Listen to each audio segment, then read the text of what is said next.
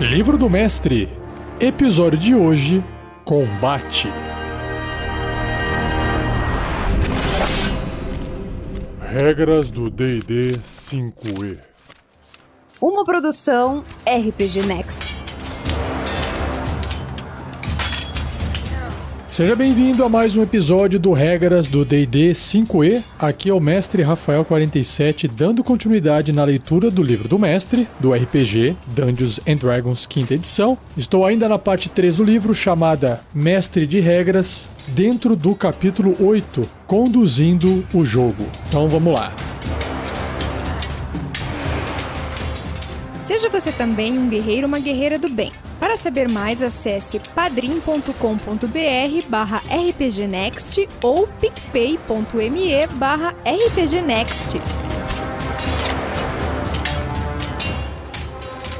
Me acompanhe então com as informações que o Livro do Mestre traz sobre o combate. Esta sessão desenvolve as regras de combate do livro do jogador e oferece dicas para manter o jogo correndo suave quando uma luta acontece. Começando com o primeiro tópico chamado Monitorando a Iniciativa. Você pode usar diversos métodos diferentes para monitorar o que acontece quando estiver em combate. Temos aqui alguns tópicos que são a lista escondida, a lista visível e o cartão de índice. Isso é o que o livro descreve e eu vou adicionar um no final. A lista escondida diz que muitos mestres monitoram a iniciativa em uma lista que os jogadores não podem ver. Geralmente um pedaço de papel atrás da barreira do mestre ou planilha eletrônica em um tablet. Esse método permite que você monitore os combatentes que ainda não tenham se revelado, ou você pode usar a lista de iniciativa como um lugar para registrar os pontos de vida dos monstros, assim como outras anotações úteis.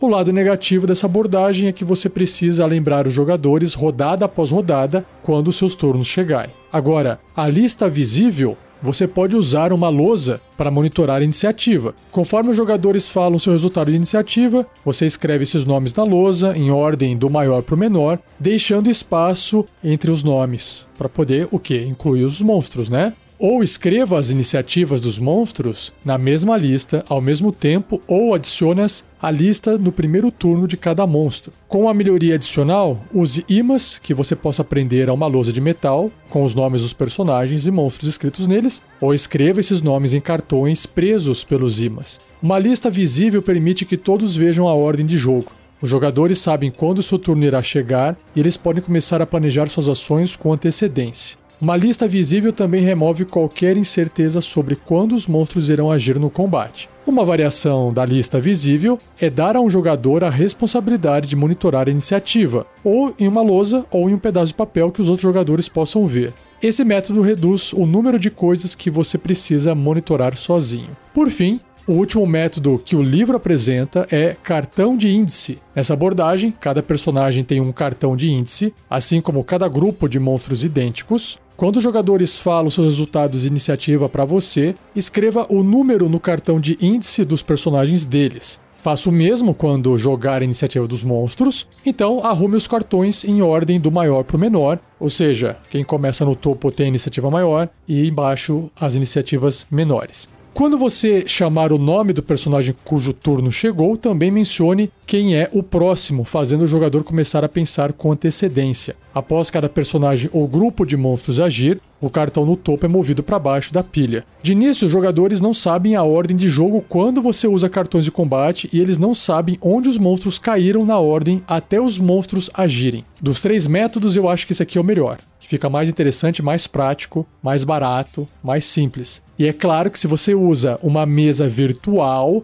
esse seu trabalho manual desaparece. E eu não vejo mais hoje como jogar RPG sem ter um suporte digital para fazer isso. Mesmo sendo um RPG presencial, eu levaria um notebook ou computador para poder usar uma mesa virtual para auxiliar principalmente no combate, que é a parte mais demorada do RPG. Pelo menos os RPGs simulacionistas e gameistas. Com foco simulacionistas e com foco gameistas. Monitorando os pontos de vida dos monstros. Outro pepino. Para quem joga no presencial sem recursos digitais. Durante um encontro de combate, você precisa monitorar quanto dano cada monstro sofreu. A maioria dos mestres monitora o dano secretamente, assim os jogadores não sabem quantos pontos de vida um monstro ainda tem. Se você escolhe ser reservado ou não, cabe a você. O importante é que os pontos de vida de cada monstro sejam monitorados individualmente. Monitorar o dano para 1 ou 2 monstros não é oneroso, mas ajuda a ter um sistema para grupos maiores de monstros. Se você não estiver usando miniaturas ou outras ajudas visuais, a forma mais fácil de monitorar seus monstros é atribuir características únicas a eles. Então, descrições como o ogro com a cicatriz horrenda e o ogro com elmo de chifres ajuda você e seus jogadores a monitorar qual monstro é qual. Por exemplo, imagine que você está conduzindo um encontro com 3 ogros. Cada um deles tem 59 pontos de vida. Quando a iniciativa for jogada, anote os pontos de vida de cada ogro e adicione anotações. E até um nome, se quiser, para diferenciar cada um. Então, por exemplo, Krag, ogro com cicatriz, 59 pontos de vida.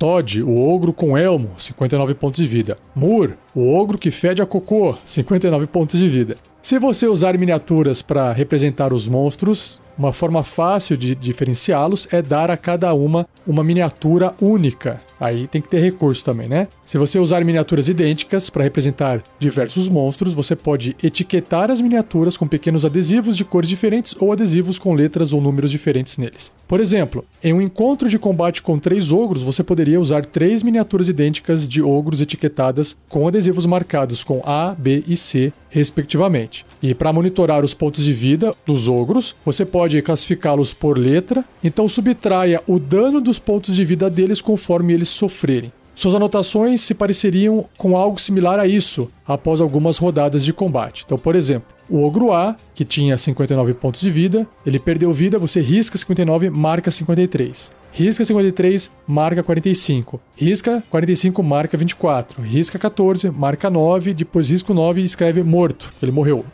O ogro B, mesma coisa. Vai caindo os pontos de vida, você vai riscando conforme vai atualizando os pontos de vida. E por aí vai. Os jogadores frequentemente perguntam como o monstro ferido está. Nunca sinta que você precise revelar os pontos de vida exatos, mas se um monstro estiver com metade do seu máximo de pontos de vida, é justo dizer que ele tem ferimentos visíveis e parece abatido. Você pode descrever um monstro que tenha perdido metade dos seus pontos de vida como ensanguentado, dando aos jogadores um sentimento de progresso na luta contra um oponente resistente e ajudando-os a julgar quando usar suas magias e habilidades mais poderosas. E para poder fazer aquele resumo, aquela minha opinião aqui nesse ponto, mesa virtual de RPG. Já tem tudo isso. Marca os pontos de vida automaticamente, você pode esconder os pontos de vida, você pode deixar uma barrinha que mostra o quanto tem de vida, mas sem mostrar o número, você pode colocar algum módulo, alguma coisa que indique se ele está ficando mais ou menos ferido, sem mostrar barrinha nenhuma. Gente, não tem mais como fugir de uma mesa virtual de RPG.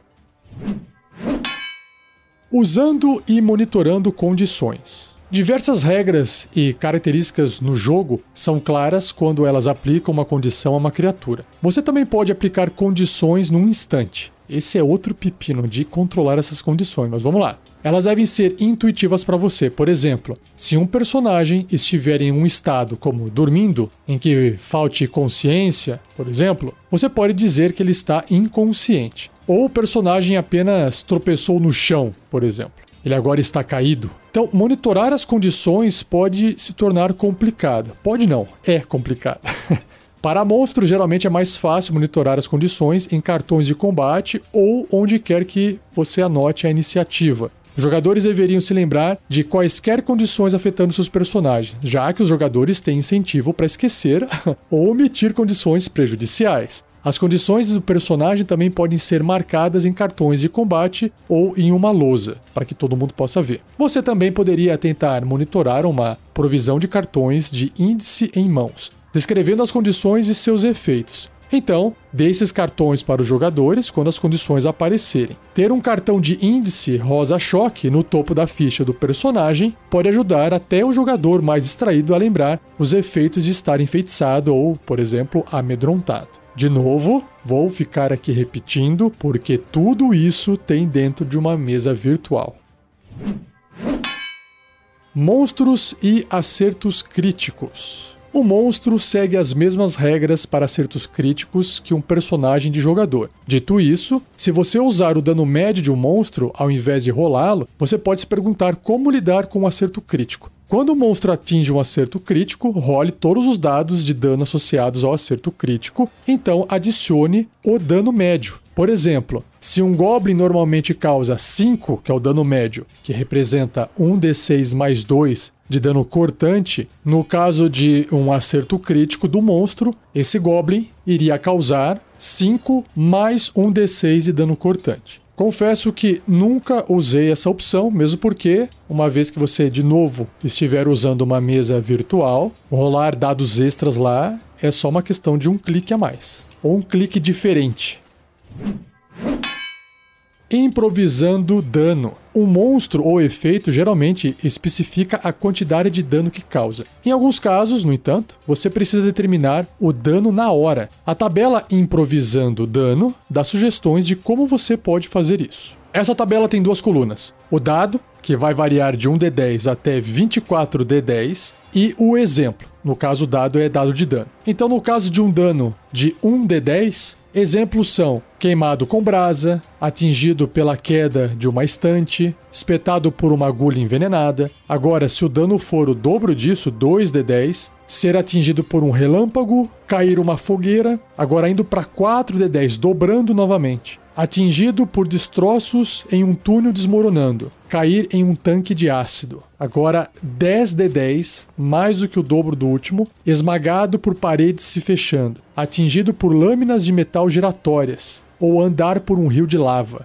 18d10, caramba, ser imerso em lava, ser atingido por uma fortaleza voadora em queda, caramba, e 24d10, cair um redemoinho de fogo no plano elemental do fogo, ser esmagado pelas mandíbulas de uma criatura quase divina ou por um monstro do tamanho da lua.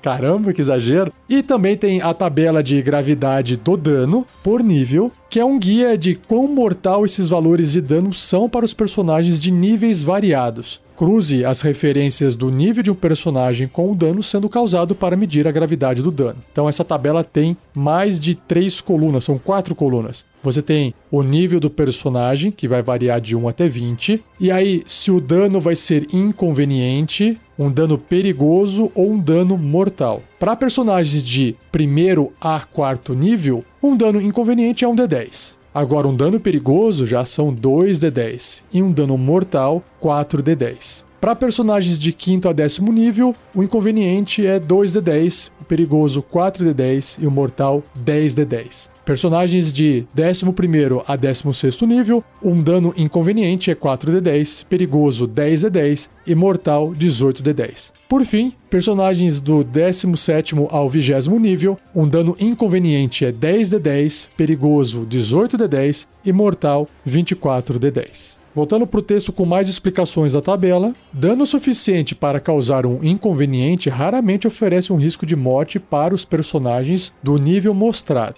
Mas um personagem gravemente enfraquecido poderia ser derrubado por esse dano, óbvio. Em contraste, uma quantidade de dano perigosa impõe uma ameaça significativa para personagens enfraquecidos e podem potencialmente matar um personagem no nível mostrado, caso esse personagem tenha muitos pontos de vida faltando. E para finalizar, como o nome sugere, uma quantidade de dano mortal é suficiente para levar um personagem do nível mostrado a 0 ponto de vida. Esse nível de dano pode matar até personagens poderosos de imediato se eles já estiverem feridos. Adjudicando as áreas de efeito. Muitas magias e outras características criam áreas de efeito, como um cone ou esfera. Se você não estiver usando miniatura ou outra ajuda visual, às vezes pode ser difícil determinar quem está na área de efeito e quem não está. A forma mais fácil de decidir tal incerteza é seguir seus instintos e dizer o que acontece. Se você gostaria de mais orientação, considere usar a tabela chamada Alvos em Áreas de Efeito, que já eu vou ler. Para usar essa tabela, imagine que combatentes estão próximos um dos outros e deixe a tabela guiá-lo para determinar o número desses combatentes que são pegos pela área de efeito. Adicione ou subtraia alvos baseado em quão longe os alvos em potencial estariam. Considere rolar um D3 para determinar a quantidade a ser adicionada ou subtraída. Então, a tabela tem duas colunas, a tabela que se chama alvos em áreas de efeito. A primeira coluna é a área, o formato dessa área, cone, cubo, cilindro, linha, esfera, por aí vai. E a outra coluna, número de alvos. Então, vamos lá. Por uma área em formato de cone, geralmente uma baforada de fogo, por exemplo. O número de alvos é o tamanho dividido por 3, arredondado para cima. Já já eu vou dar exemplos disso quando eu vou retornar para o texto do livro. Vou terminar de ler a tabela primeiro. A próxima linha é para uma área no formato de cubo ou quadrado. Aí é o tamanho dividido por 1,5, arredondado para cima. Se a área for um cilindro, é o raio do cilindro dividido por 1,5, arredondado para cima. Se a área for uma linha, pode parecer contraditório na matemática, porque uma linha não é uma área, mas é que, na verdade, a linha ocupa uma certa... Ela tem uma largura, essa linha, né? De 1,5 metro. Então é o comprimento dessa linha, entre aspas, dividido por 9, arredondado para cima. Por fim, se a área for uma esfera ou círculo, é o raio dessa esfera ou círculo dividido por 1,5, arredondado para cima. Então, vamos aos exemplos práticos, né? Se um mago direcionar mãos flamejantes, que é um cone de 4,5 metros,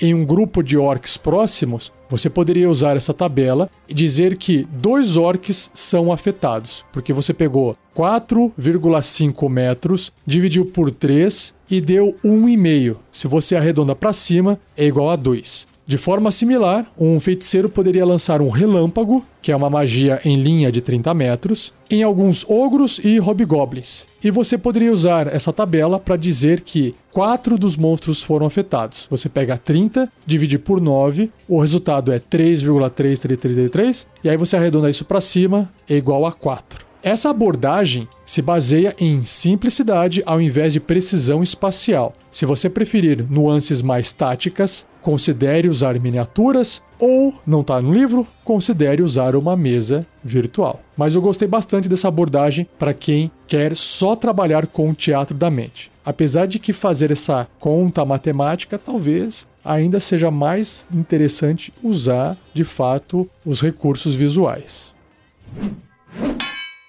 Lidando com turbas. Turbas, acabei de descobrir, é a palavra em português que o pessoal está usando para traduzir mob. Mob, na verdade, é um grupo de gente, mas um grupo de gente que está, tipo, violento, atacando, avançando. Esse é o mob. Esse é o mob que eu estou traduzindo para efeitos de jogo, tá? Então o livro descreve: manter o combate em movimento num ritmo acelerado pode ser difícil quando existem dezenas de monstros envolvidos na batalha. Quando estiver lidando com um campo de batalha lotado, você pode acelerar o jogo ao ignorar as jogadas de ataque em troca de uma média numérica aproximada de acertos que um grupo grande de monstros pode infligir a um alvo. Ao invés de jogar uma jogada de ataque, determine a rolagem mínima do D20 que a criatura precisa para atingir um alvo ao subtrair seu bônus de ataque da CA do alvo. Você precisará se referir ao resultado ao longo da batalha, por isso é melhor anotá-lo. Procure a rolagem mínima do D20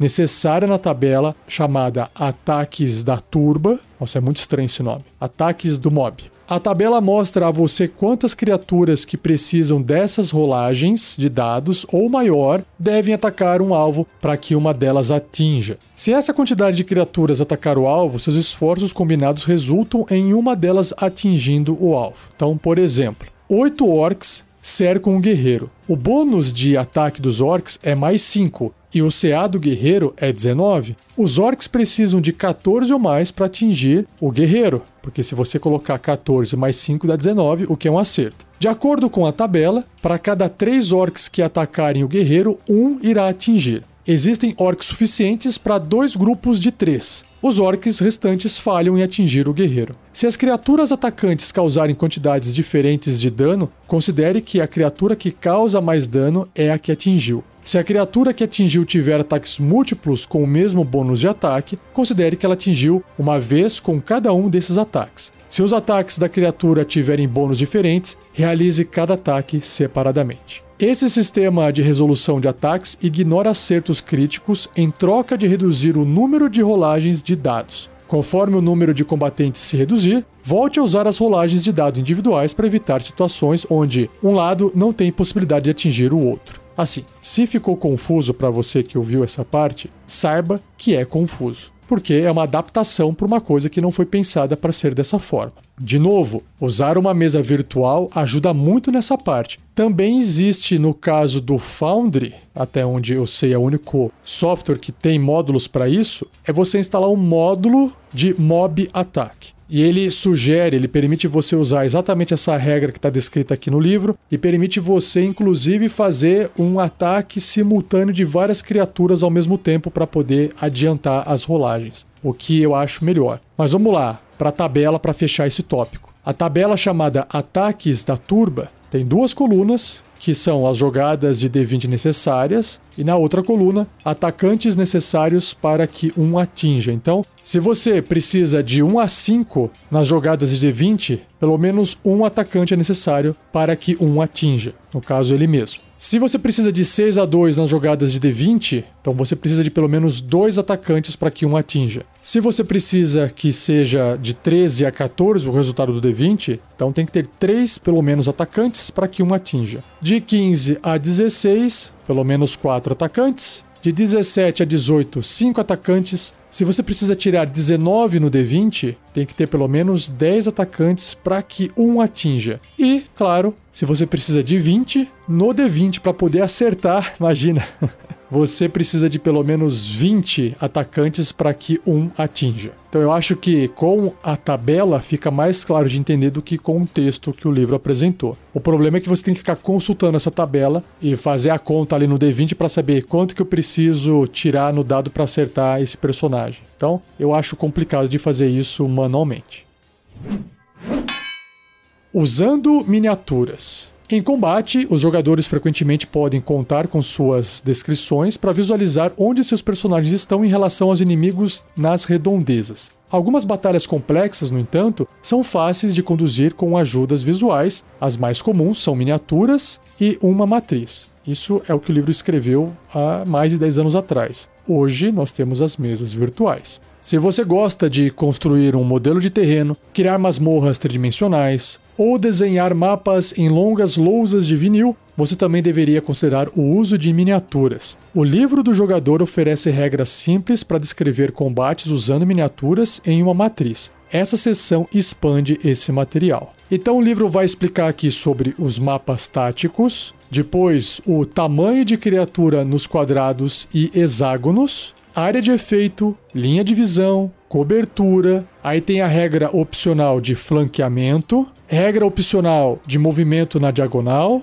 e regra opcional de encarando. Então, começando, primeiramente, com os mapas táticos. Você pode desenhar mapas táticos com marcadores coloridos ou em uma lousa de vinil com quadrados de 2,5 centímetros, o que equivale a quase 1 polegada, que é a medida padrão que o pessoal norte-americano usa. Ou uma grande folha de papel, ou em uma superfície plana similar. Mapas impressos em tamanhos grandes, mapas montados com folhas de papelão e terrenos esculpidos em gesso ou resina também são divertidos e talvez caros demais para a nossa realidade. A unidade mais comum para mapas táticos é o quadrado de 1,5 m, parênteses aqui, só para ficar mais claro. O quadradinho de 2,5 cm no mapa representa na vida real, entre aspas, 1,5 m, ou seja, 1 polegada representa 5 pés. Continuando. E mapas com matriz de combate estão prontamente disponíveis e fáceis de serem criados. Porém, você não precisa usar uma matriz o tempo todo. Você pode medir distâncias com uma fita métrica, barbantes, réguas ou tubos cortados num comprimento específico. Outra opção é uma superfície de jogo coberta com hexágonos de 2,5 cm, que são frequentemente chamados de Hex, H-E-X, ou em inglês Hex, que combinam a montagem fácil de uma matriz com a flexibilidade de movimento maior de não usar uma matriz. Só que o ponto negativo é que corredores e masmorras com paredes retas e ângulos retos não são facilmente mapeados em hexágonos, no entanto. E falando em quadrados e hexágonos, o próximo tópico é o tamanho de criatura nos quadrados e hexágonos. O tamanho de uma criatura determina quantos espaços ela ocupa em quadrados e hexágonos, como mostrado na tabela chamada Tamanho de Criatura e Espaço. Se a miniatura que você está usando para um monstro ocupa um espaço diferente do mostrado na tabela, tudo bem. Mas considere o tamanho oficial do monstro para todas as regras. Por exemplo, você poderia usar uma miniatura que tem um tamanho base grande para representar um gigante enorme. Esse gigante ocupa menos espaço no campo de batalha que seu tamanho sugere, mas ele continua enorme com os propósitos de regras como agarrar. Então vamos para a tabela, que tem 3 colunas. A tabela chamada tamanho de criatura e espaço. A primeira coluna é o tamanho da criatura, a segunda coluna é o espaço em quadrados que ela ocupa e a terceira coluna é o espaço em hexágonos que ela ocupa. Então, uma criatura do tamanho miúdo, por exemplo, um gato, tem um espaço de 4 por quadrado, ou seja, dá para colocar 4 gatinhos dentro de um quadrado só. Já dentro do espaço hexagonal, também 4 gatinhos por hexágono. Se o tamanho da criatura for pequena, tipo um halfling, aí ele passa a ocupar um quadrado ou um hexágono. A criatura média, tipo um ser humano adulto, no caso, adulto com proporções padrão, ocupa um quadrado ou um hexágono. Já uma criatura grande, um ogro ou um cavalo, vai ocupar 4 quadrados, ou seja, 2 por 2. Dentro de um tabuleiro hexagonal, ele vai ocupar 3 hexágonos. Uma criatura enorme, um gigante, ocupa no tabuleiro 9 quadrados, 3 por 3 quadrados. Num tabuleiro hexagonal, 7 hexágonos. E se a criatura for imensa, tipo um dragão ancião, 16 quadrados, 4 por 4 ou até mais, porque o imenso começa em 16 quadrados e vai para cima. Num tabuleiro hexagonal, são 12 hexágonos ou mais. E aí o livro, não dá para descrever aqui no podcast, apresenta imagens que representam essas criaturas ocupando essas áreas em espaços quadrados e espaços hexagonais. Indo para o próximo tópico, área de efeito, descreve que a área de efeito de uma magia, habilidade de monstro ou outra característica deve ser traduzida em quadrados ou hexágonos para determinar quais alvos em potencial estão na área e quais não estão. Escolha uma interseção de quadrados ou hexágonos como ponto de origem de uma área de efeito. Então siga as regras normalmente. Se uma área de efeito for circular e cobrir pelo menos metade de um quadrado, ela afeta esse quadrado.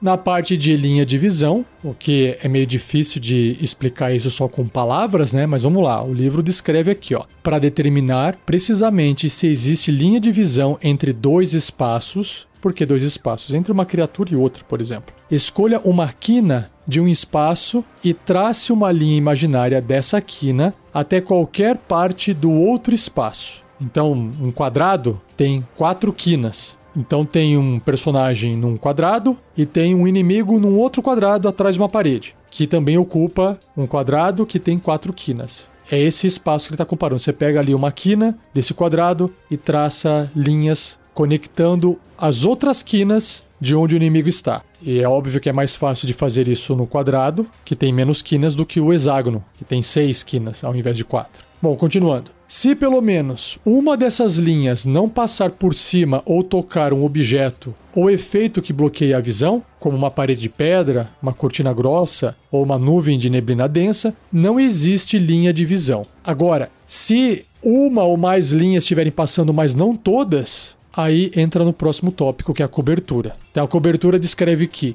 para determinar se um alvo tem cobertura contra um ataque ou outro efeito em uma matriz, no caso um tabuleiro, escolha uma quina do espaço do atacante ou do ponto de origem de uma área de efeito. Então trace uma linha dessa quina para cada quina de qualquer quadrado ocupado pelo alvo. Se uma ou duas dessas linhas estiverem bloqueadas por um obstáculo, incluindo outra criatura, o alvo tem meia cobertura. Meia cobertura significa que ele tem mais 2 na defesa. Se 3 ou 4 dessas linhas estiverem bloqueadas, mas o ataque ainda puder alcançar o alvo, como por exemplo quando o alvo estiver atrás de uma seteira, o alvo tem 3/4 de cobertura, ou seja, mais 5 na armadura dele. No caso de hexágonos, use o mesmo processo da matriz ou do tabuleiro, desenhando linhas entre os cantos dos hexágonos. Só que aí você vai ter que fazer mais linhas, né? O alvo tem meia cobertura se até 3 linhas forem bloqueadas por um obstáculo e 3/4 de cobertura se 4 ou mais linhas forem bloqueadas, mas o ataque ainda puder alcançar o alvo. É difícil de visualizar isso, mas o livro traz ilustração mostrando isso. Mas se você usar uma mesa virtual, você já resolve a maior parte desses problemas, porque as mesas desenham esses templates e já consegue te mostrar. Não vou dizer que ele vai ser bloqueado ou não, se vai te dizer ou não que tem cobertura ou não. Mas pelo menos você consegue ver com muito mais facilidade. Tem um módulo no Foundry que faz esse cálculo de forma automática se tem ou não cobertura. É fantástico, dá uma pesadinha às vezes ali no combate. Então já usei, já parei de usar, porque uma vez que você se acostuma em bater o olho no tabuleiro e ver se tem ou não cobertura, não tem mais necessidade de você ficar usando esses artifícios digitais. Ainda mais se eles pesarem um pouco, atrapalharem um pouco, a informação poluir um pouco o seu jogo.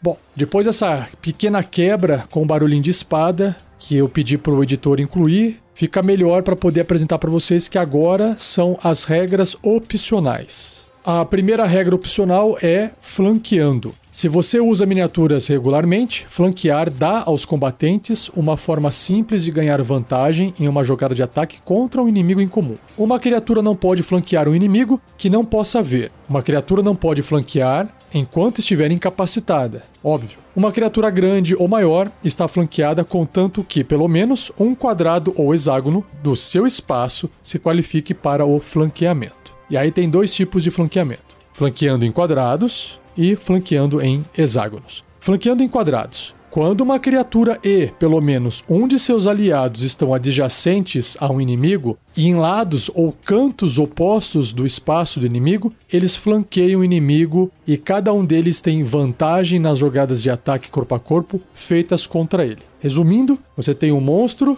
tem um personagem do lado esquerdo e tem um outro lado direito no lado oposto. E isso é flanquear, não é dois estarem encostados ou perto do inimigo, eles têm que estar em lados opostos. Não importa se está na diagonal, se está em cima e embaixo, de um lado do outro, basicamente lados opostos e adjacentes ao inimigo, ou seja, encostadinho no inimigo. Continuando o texto. Quando estiver em dúvida sobre se duas criaturas estão flanqueando o inimigo no tabuleiro, na matriz, trace uma linha imaginária entre os centros dos espaços das criaturas. Se a linha passar por lados ou cantos opostos do espaço do inimigo, ele está sendo flanqueado. Se a linha passar em cantos, tipo embaixo e do lado, aí não está flanqueado. Tem que passar tipo embaixo e em cima, ou do lado esquerdo, do lado direito e por aí vai. Agora, flanqueando em hexágonos, quando uma criatura e pelo menos um de seus aliados estão adjacentes ao inimigo e em lados opostos do espaço inimigo, eles flanqueiam o inimigo e cada um deles tem vantagem nas jogadas de ataque contra ele. É a mesma descrição que teve do flanqueando em quadrados. Em hexágonos, conte ao redor do inimigo de uma criatura até seu aliado. Contra uma criatura média ou menor, os aliados flanqueiam se existirem 2 hexágonos entre eles. Contra uma criatura grande, os aliados flanqueiam se existem 4 hexágonos entre eles. E contra uma criatura enorme, precisam haver pelo menos 6 hexágonos entre eles. Gente, ficar contando hexágono não me parece uma coisa legal, né? Prática. Visualmente, você já consegue ver se está flanqueando ou não. Traça uma linha entre os dois personagens e veja se está cruzando mais ou menos o monstro no meio. Pronto, está flanqueando. E uma observação minha aqui com o mestre, eu passei a usar a regra de flanqueamento, sim, só que eu não aplico vantagem porque parece ser muito forte. Então eu acabei optando, assim como vários mestres que eu conheço também optaram, por fornecer mais 2 no ataque quando estiver flanqueando. Eu acho legal essa regra porque permite que os personagens queiram se posicionar no tabuleiro para poder ganhar esse pequeno bônus de mais 2 para poder tentar acertar. Só que isso serve tanto para os aliados quanto para os inimigos. Então tem que negociar ali na mesa se vocês querem ou não usar essa regra. Próxima regra opcional é de diagonais. O livro do jogador apresenta um método simples de contar o movimento e medir o alcance na matriz, que é o tabuleiro, e aí você conta cada quadrado como sendo 1,5 metro ou 5 pés, mesmo que você esteja se movimentando na diagonal. Apesar disso ser mais rápido em jogo, isso quebra as leis da geometria e é impreciso em distâncias longas. Essa regra opcional fornece mais realismo, mas é necessário mais esforço durante o combate. Então, quando você estiver medindo o alcance ou movimento diagonalmente em um tabuleiro ou uma matriz, o primeiro quadrado em diagonal conta como 1,5 m, mas o segundo quadrado em diagonal conta como 3 metros. Esse padrão de 1,5 m e depois 3 metros continua sempre que você contar diagonalmente, mesmo que você se mova horizontalmente ou verticalmente em pedaços diferentes do movimento. Então, por exemplo, no personagem, poderia se mover um quadrado diagonalmente 1,5 m, então 3 quadrados em linha reta,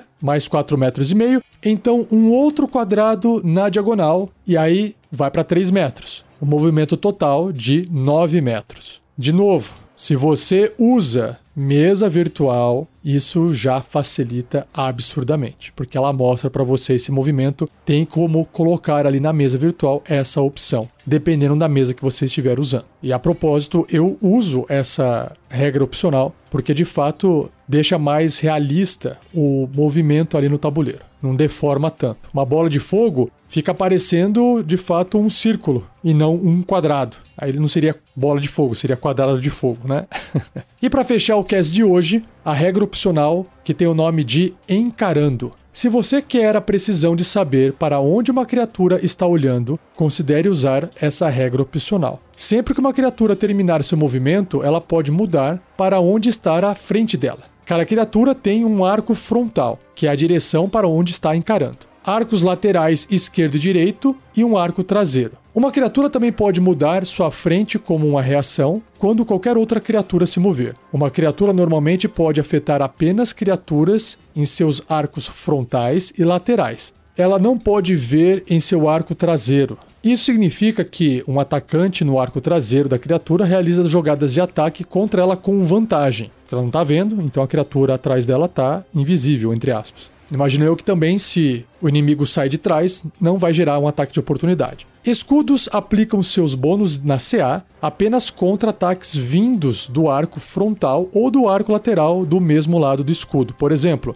um guerreiro com um escudo no braço esquerdo pode usá-lo contra ataques dos arcos frontal e esquerdo. Sinta-se à vontade para determinar que nem todas as criaturas têm cada tipo de arco. Por exemplo, uma gosma ocre amorfa poderia tratar todos os seus arcos como frontais, enquanto que uma hidra poderia ter 3 arcos frontais e um traseiro, sem arcos laterais. Em quadrados, você escolhe um lado do espaço da criatura como direção de sua frente. Aí você desenha uma linha diagonal entre cada quina desse lado para determinar os quadrados em seu arco frontal. Já o lado oposto do espaço determina o seu arco traseiro da mesma forma. E os espaços restantes de ambos os lados da criatura formam seus arcos laterais. Agora, em hexágonos, determinar os arcos frontal, traseiro e laterais requer mais discernimento. Escolha um lado do espaço da criatura e crie uma expansão em forma de cunha saindo dali para o arco frontal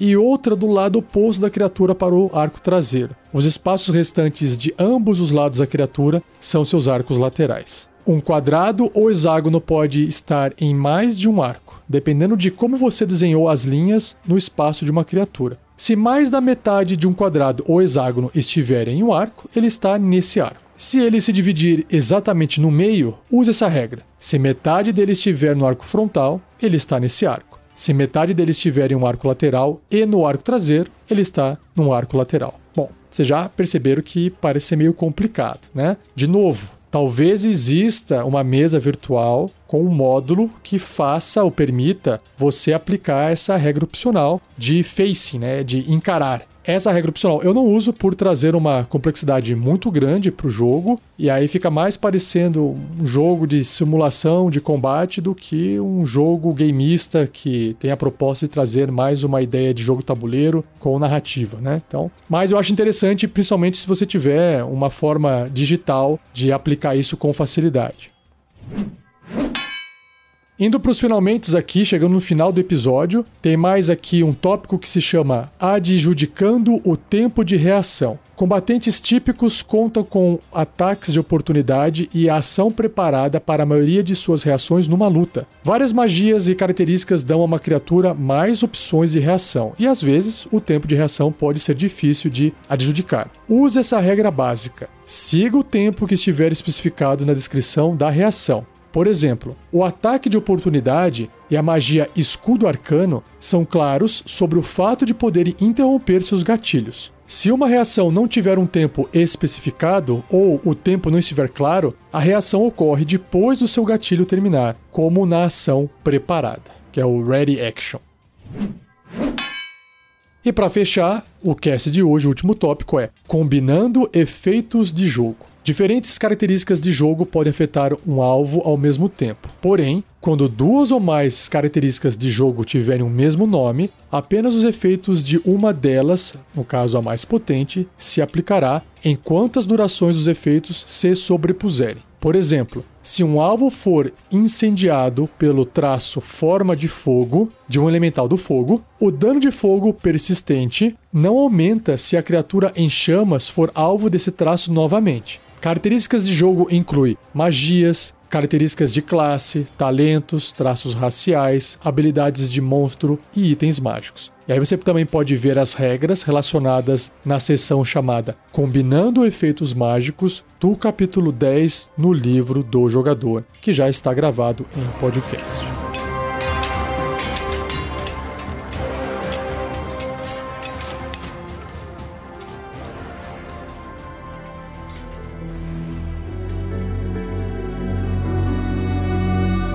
E assim eu encerro mais um episódio do Regras do D&D 5e. Espero que você tenha gostado. Não esqueça de compartilhar, não esqueça de deixar o seu joinha, seu like, enfim. Agradeça ao editor Gleico Vieira Pereira por mais uma edição fantástica. E acho que vale aqui aquele jabá clássico, porque esse episódio teve muita coisa que pode ser direcionada ou resolvida ou otimizada usando uma mesa virtual. Então lembrando que eu, mestre Rafael 47, ofereço um serviço de mestragem, né? Eu sou um mestre de aluguel que posso mestrar para a sua mesa. Eu uso o Foundry, que é uma mesa virtual. Eu instalei módulos que auxiliam nessa parte do combate que esse episódio tratou. Então muita coisa fica muito mais rápida, muito mais prático de visualizar, mais difícil de esquecer o que está acontecendo, porque tem muito ícone indicando muitos efeitos. O que faz com que a partida de RPG se torne muito mais prática, mais divertida e rápida. Porque no final das contas, a gente quer que a aventura avance e não fique travado ali tentando lembrar de um detalhe aqui, um detalhe ali, porque a coisa foi toda feita manualmente e o pessoal já se perdeu, não sabe o que está acontecendo mais. Se você quiser conhecer o meu trabalho, digite aí nas redes sociais. Tem YouTube, tem Instagram, tem TikTok. Procure por Mestre Rafael 47. E se você tiver interesse em conhecer detalhes desse meu serviço, entre em contato comigo para ver se eu tenho disponibilidade de tempo, porque atualmente no momento dessa gravação estou lotado. Não tenho mais tempo algum disponível para mesa alguma. Ainda bem, né? Porque o pessoal está gostando e isso é um ótimo sinal. Mas não deixe de dar uma procurada, Mestre Rafael 47. Qualquer coisa, envie um recado para mim, que eu respondo e a gente conversa. E não perca o próximo episódio, onde irei fechar o capítulo 8. Né? O capítulo 8 se chama Conduzindo o Jogo, e eu vou fechar com vários tópicos que ficaram em aberto aqui, que são perseguições, armas de cerco, doenças, venenos, loucura, pontos de experiência. Se isso vai ser um episódio só ou vão ser 2 episódios, ainda não sei. Eu vou gravar, se ficar muito longo eu divido em 2, senão vai ser um episódio só contando tudo isso, tá bom? Então é isso, obrigado, abraço e até o próximo episódio.